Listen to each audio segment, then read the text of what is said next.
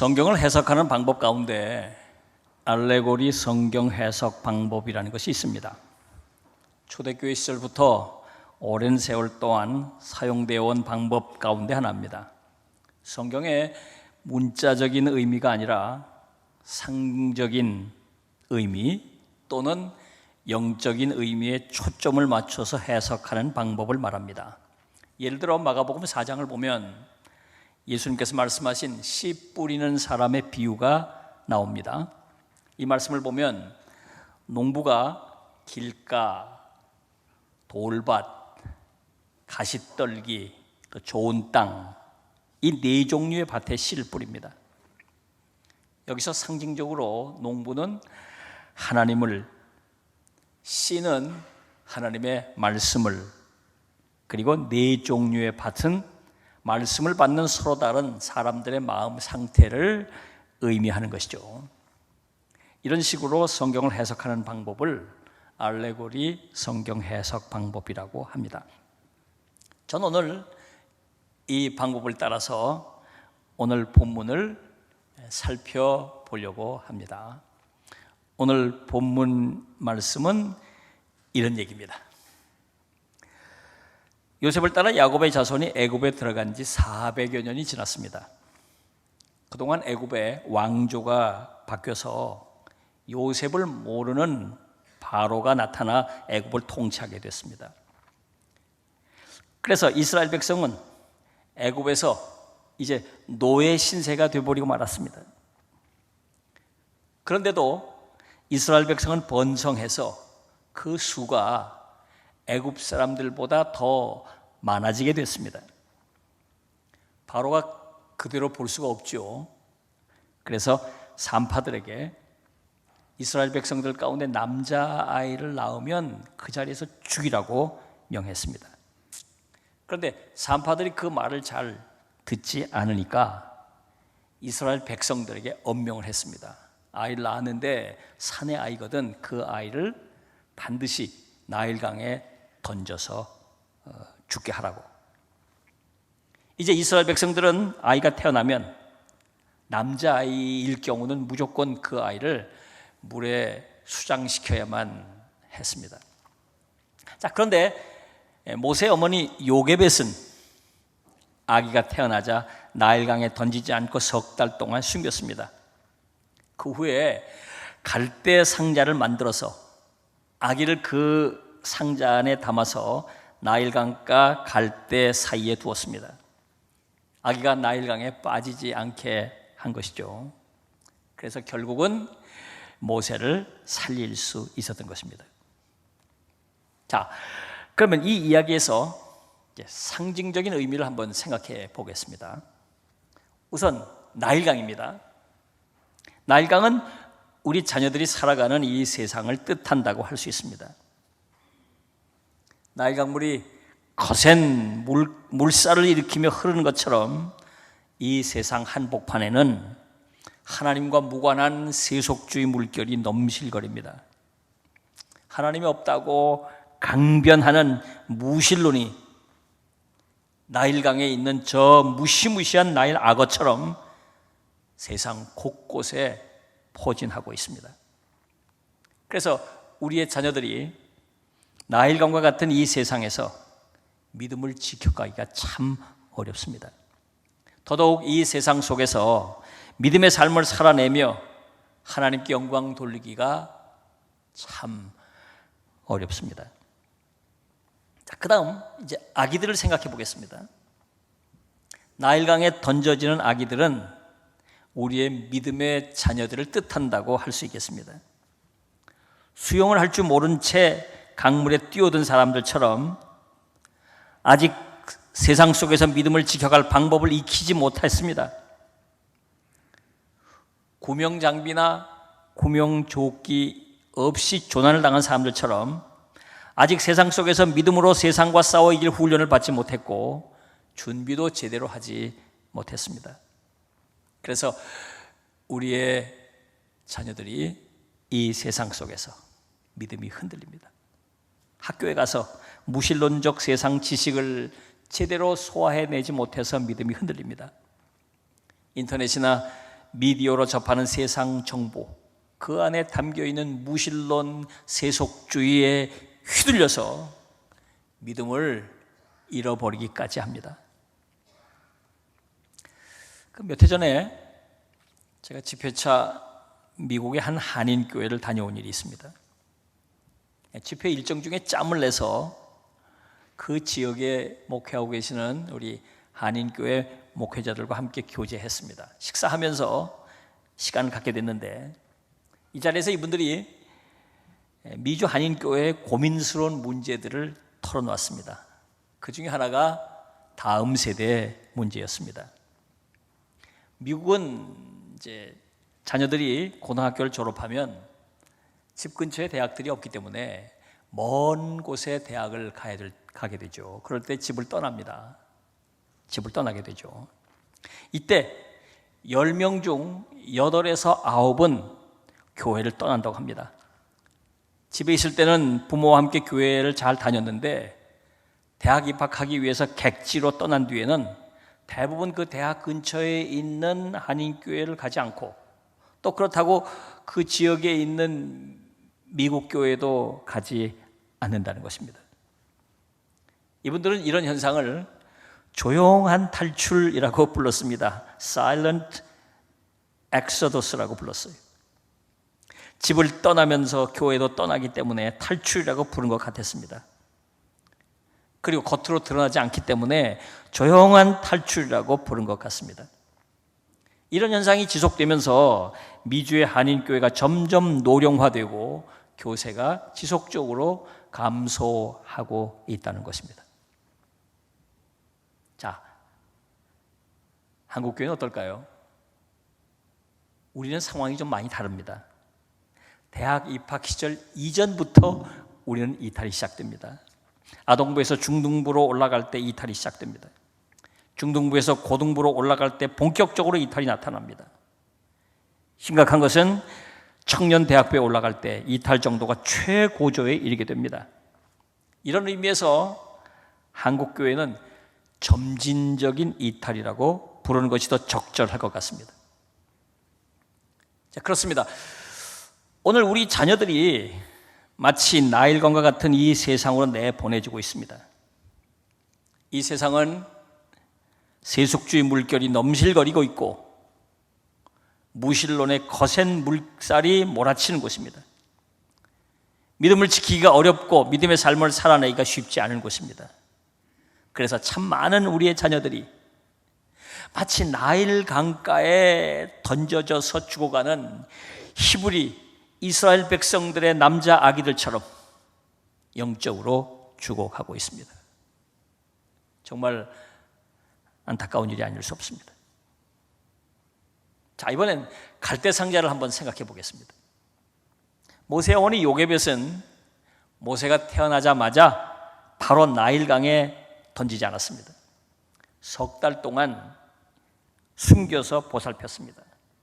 그러니까 더 이상은 숨길 수가 없게 되자 갈대 상자를 준비했습니다. 갈대로 엮어서 상자를 만들었습니다. 물이 스며들지 못하도록 역청을 바르고 그 위에 나무진을 덧칠했습니다. 상자가 물에 뜰 수 있도록 세심하게 준비한 것이죠. 이제 갈대 상자가 준비된 후에 모세를 그 갈대 상자에 담아서 나일강에 띄웠습니다. 그것도 물살이 약한 강가 갈대밭에 띄웠습니다. 그래서 모세는 나일강에 빠져 죽지 않게 됐습니다. 하나님께서 예비해 두신 바로의 공주가 하필이면 그 시간에 나타난 것이죠. 그래서 모세를 그 아들로 입양하게 돼서 바로의 공주의 아들로 모세는 잘 자라게 됩니다. 그리고 때가 돼서 이스라엘 백성들을 출애굽을 이끄는 지도자로 하나님 앞에 귀하게 쓰임받게 된 것이죠. 자, 여기서 모세란 이름을 주목해 볼 필요가 있습니다. 10절을 보면 그의 이름을 모세라 하여 이르되 이는 내가 그를 물에서 건져내었음이라 하였더라고 되어 있습니다. 모세는 나일강에서도 죽지 않고 살아남았다는 것이죠. 그렇습니다. 우리가 우리의 자녀들을 모세로 키워야 합니다. 나일강에서도 빠지지 않고 거기서도 건져냄을 받아서 하나님 앞에 귀하게 쓰임받는 그런 모세로 키워야 합니다. 나일강과 같은 저 세상 속에서도 영적으로 죽지 않고 살아남는 자녀들로 키워야 합니다. 나일강에 던져졌지만 건져냄을 받아 하나님을 위해 귀하게 쓰임받는 자녀로 키워야 합니다. 그러기 위해서 우리는 갈대 상자를 준비해야 합니다. 우리의 자녀들을 담아서 저 세상 속으로 보낼 갈대 상자를 준비해야 합니다. 우리의 자녀들이 세상 속에서도 믿음을 지키며 당당하게 믿음의 삶을 살아낼 수 있도록 지켜줄 갈대 상자를 준비해야 합니다. 자, 그러면 우리가 준비할 갈대 상자는 무엇일까요? 우리가 자녀들을 나일강과 같은 저 세상 속으로 내보낼 때 태워서 보낼 갈대 상자란 도대체 뭘 말하는 걸까요? 한마디로 말하면 갈대 상자는 믿음의 상자를 말합니다. 요한일서 5장 4절을 보면 이렇게 말씀하고 있습니다. 무릇 하나님께로부터 난 자마다 세상을 이기느니라. 세상을 이기는 승리는 이것이니 우리의 믿음이니라. 하나님께로부터 난 사람들은 세상을 이기게 되는데 그 이유는 그들 안에 믿음이 있기 때문이라는 것이. 하나님께로부터 난 사람은 그 안에 믿음이 있는데 그 믿음이 능력을 발휘해서 마치 갈대상자가 나일강에 빠지지 않게 해준 것처럼 그 믿음이 우리를 이 세상에 빠져들지 않게 해준다는 것입니다. 믿음이 우리를 세상에 물들지 않게 해주고 세상과의 싸움에서 이기게 해준다는 것입니다. 믿음이에요. 히브리서 11장 33절 이하를 보면 이런 말씀이 기록되어 있습니다. 그들은 믿음으로 나라들을 이기기도 하며 의를 행하기도 하며 약속을 받기도 하며 사자들의 입을 막기도 하며 불의 세력을 멸하기도 하며 칼날을 피하기도 하며 연약한 가운데서 강하게 되기도 하며 전쟁에 용감하게 되어 이방인들의 진을 물리치기도 하며 또 어떤 이들은 조롱과 채찍질 뿐 아니라 결박과 옥에 갇힌 시련도 받았으며 믿음의 사람들이 믿음으로 이 세상과 싸워 이긴 모습을 구체적으로 말하고 있는 것이죠. 자, 그리고 히브리서 11장 38절을 보면 이렇게 기록되어 있습니다. 이런 사람들은 세상이 감당하지 못하느니라. 결론적으로 믿음의 사람들은 세상이 어떻게 볼 수가 없다는 겁니다. 이 세상은 믿음을 가진 사람들을 어떻게 할 수 없다는 거예요. 돈의 힘으로 어떻게 해볼 수 없고 권력의 힘으로도 어떻게 해볼 수가 없고 쾌락의 힘으로도 어떻게 볼 수 없다는 거예요. 그들을 무너뜨릴 수 없다는 거예요. 믿음이 갈대 상자처럼 세상 속에서 믿음의 사람들을 지켜주기 때문입니다. 우리가 이 믿음의 상자를 준비해야 해요. 우리 아이들의 심령 속에 믿음을 심어줘야 해요. 디모데후서 1장 5절을 보면 이런 말씀이 나옵니다. 이는 내 속에 거짓이 없는 믿음이 있음을 생각함이라. 이 믿음은 먼저 내 외조모 로이스와 내 어머니 유니게 속에 있더니 내 속에 있는 줄을 확신하노라. 사도 바울이 디모데에게, 제자인 디모데에게 편지를 쓰면서 한 말이에요. 디모데를 볼 때 그 깊은 곳에 믿음이 있다는 것을 바울이 보았다는 거예요. 처음 디모데를 만났을 때부터 줄곧 그 안에 믿음이 있는 것을 볼 수 있었다는 것입니다. 사도행전 16장을 보면 바울이 처음 디모데를 만났을 때 얘기가 기록되어 있습니다. 2차 전도여행 때 루스드라라는 곳에 갔는데 거기서 처음 디모데를 만난 거예요. 그런데 이 루스드라는 1차 전도여행 때 바울이 복음을 전하고 온 곳입니다. 그때 이 디모데의 외할머니 로이스와 그 어머니 유니게가 사도 바울로부터 복음을 받아 믿음이 생겼던 거예요. 세월이 지나서 두 번째로 재차 방문하는 동안 디모데가 부쩍 자랐는데 그 디모데의 심령 속에 엄마하고 할머니가 심어준 믿음이 자리 잡고 아주 아름답게 그 믿음이 컸다는 것입니다. 그것을 본 거예요. 이번에 와보니까 그 지역 사람들이 디모데를 얼마나 칭찬하는지 모릅니다. 훌륭한 믿음의 청년이라고 지역 주민들, 지역 그리스도인들이 막 바울에게 칭찬을 하는 거예요. 그래서 바울이 디모데를 따로 만났습니다. 만나서 확인해 보니까 정말 그 안에 믿음이 있는 거예요. 얼마나 믿음이 아름답게 자랐는지. 그래서 바울은 그 자리에서 바로 디모데를 스카우트합니다. 바울은 디모데를 데리고 2차 전도 여행길에 계속 올라요. 유럽으로 넘어가서 빌립보로, 데살로니가로, 베레아로 쭉 전도 여행을 같이 하게 되고, 바울이 순교하는 그 마지막 날까지 바울의 뒤를 이어서 귀한 일을 감당하는 일꾼으로 세움을 받게 됐던 것입니다. 할머니하고 어머니가 그 디모데의 마음속에, 심령 속에 믿음을 심어 주었기 때문이에요. 어머니와 할머니가 갈대 상자를 잘 준비해서 디모데를 그 상자 안에 담아 두었던 것입니다. 그렇습니다. 오늘 부모들이 해야 할 일이 바로 이것입니다. 자녀들의 심령 속에 믿음을 심어주는 일입니다. 이것은 갈대 상자를 준비하는 일이에요. 자녀를 나일강과 같은 세상 속에 내보낼 때 갈대 상자에 담아 보내야 한다 그 말입니다. 자녀들을 이 세상으로 보낼 때 믿음 없이 보낸다면 마치 이스라엘 백성들이 태어난 어린 아이를 나일강에 그냥 빠뜨려 죽이는 것과 같은 일이라 그 말이에요. 갈대 상자를 준비해야 돼. 갈대 상자를. 자, 여기서 한 가지 생각해 봐야 할 것이 있어요. 그 많은 이스라엘 백성의 자녀들은 나일강에 던져졌는데 왜 요게벳만 갈대 상자를 준비했을까요? 수많은 이스라엘 남자 아기들은 나일강에 던져져 죽어갔는데 어떻게 모세만 살아남을 수 있었을까요? 자, 2절을 보면 우리가 잘 읽어봐야 할 얘기가 나와요. 그 여자가 임신하여 아들을 낳으니 그가 잘생긴 것을 보고 석 달 동안 그를 숨겼으니 그랬어요. 자, 여러분 오해하기 쉬운 말씀이에요. 요게벳이 보니까 잘생겼기 때문에 숨겼다는 거예요. 그러면 못생겼으면 버렸을까요? 요게벳만 자기 아들이 이쁘고 잘생겼을까요? 무슨 말일까요?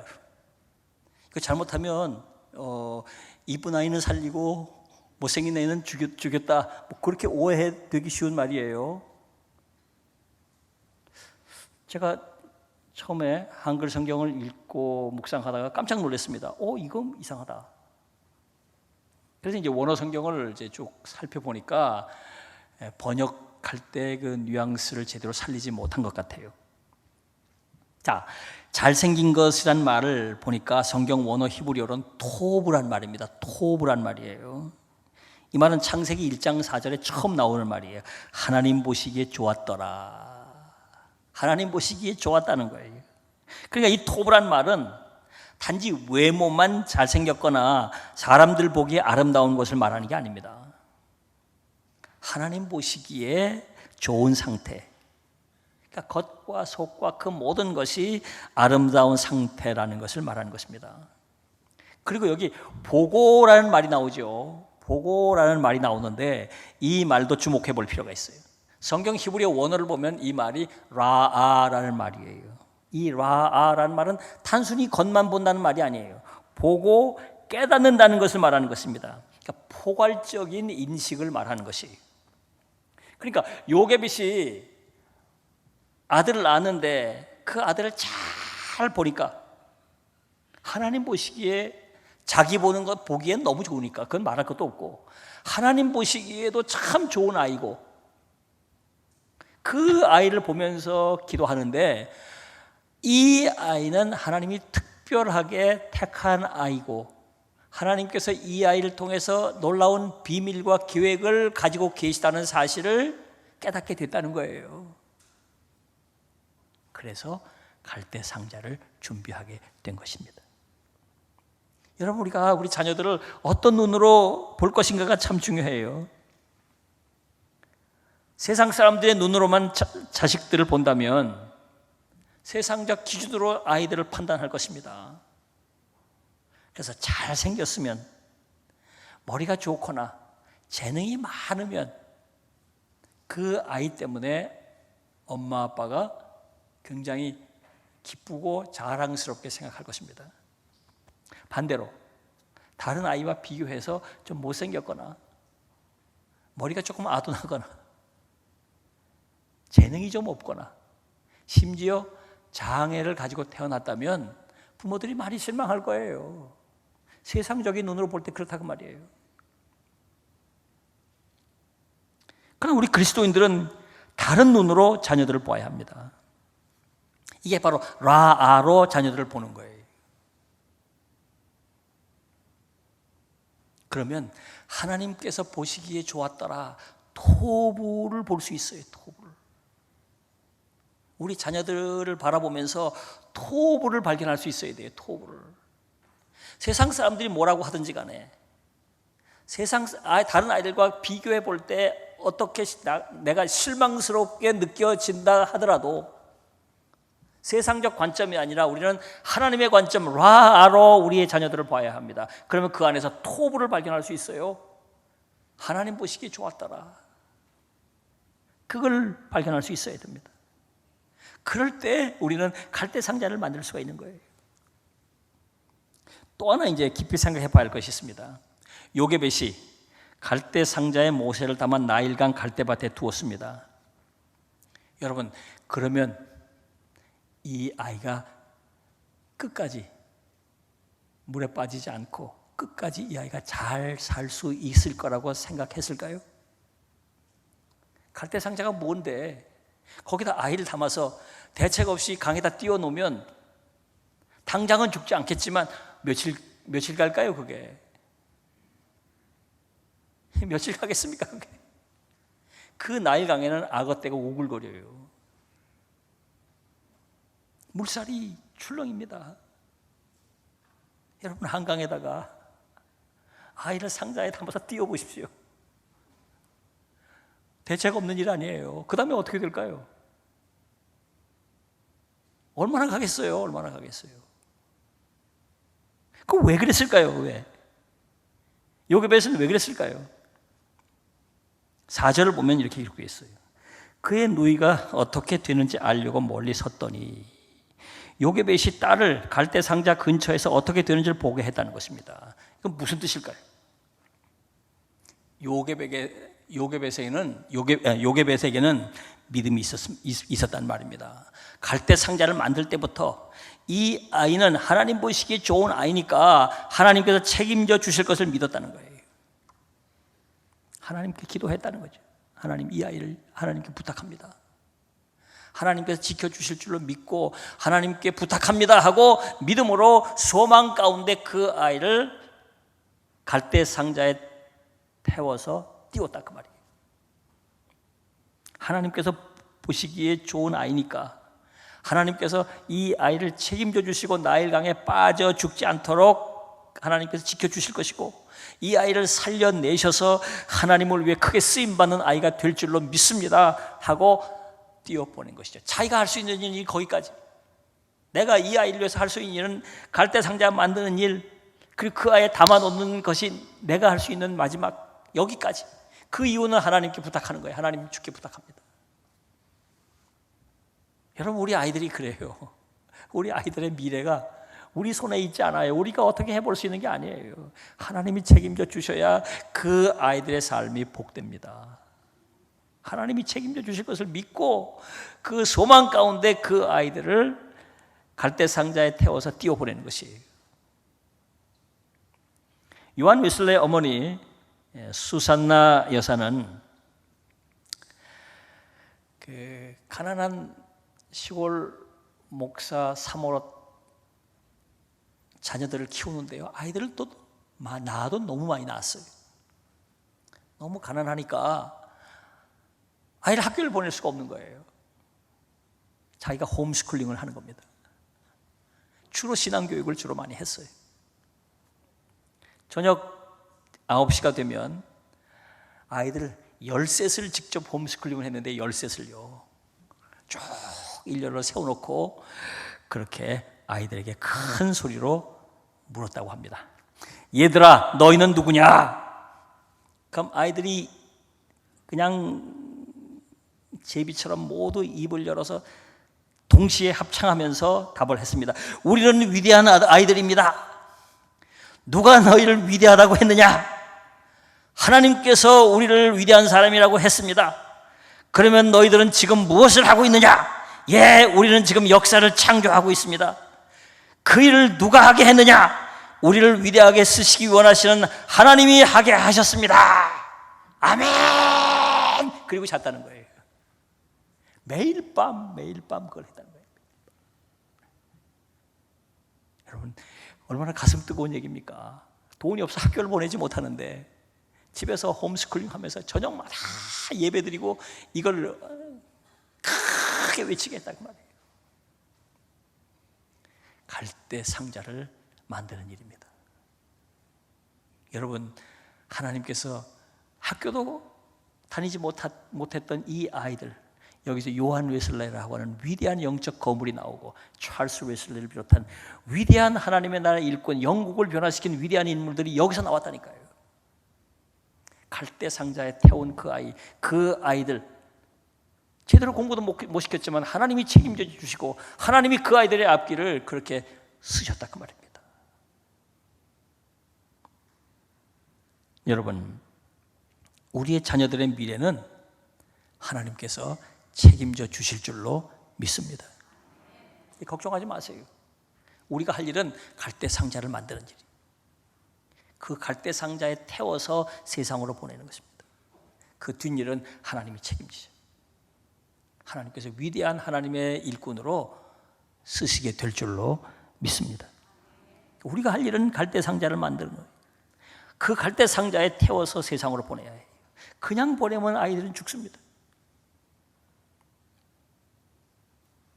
여러분의 자녀들을 믿음으로 잘 양육해 가시기를 우리 주님의 이름으로 부탁합니다. 기도하겠습니다.